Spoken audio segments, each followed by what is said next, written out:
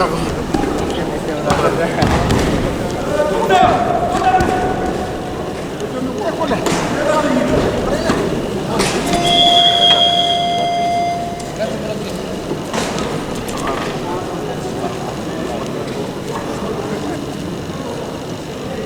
ковре «Б» утешительный поединок весовой категории до 70 килограммов ведут в красном трико представитель команды Республики Саха Вальтер Владимиров, его соперник в синем трико представитель команды Республики Саха-Якутия Мюргун Андрей.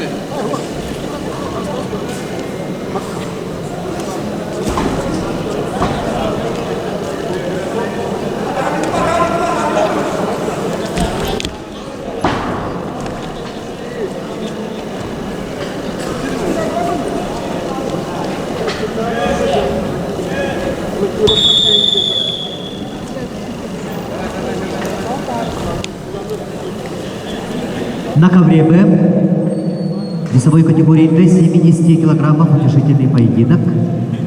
Чистую победу на туше одержал Вальтер Владимиров, Республика Саха.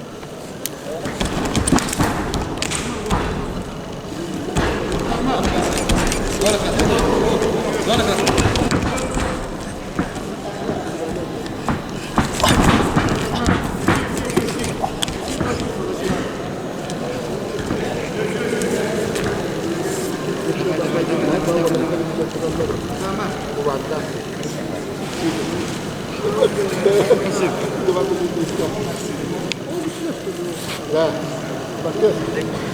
O yuvarlak yuvarlak hasılat yerine doğru gidiyor. Yani nasıl balıklı? Yuvarlak yerine gidiyor. O yok kadar öyle. İlgili bulaşık. He, kontrol.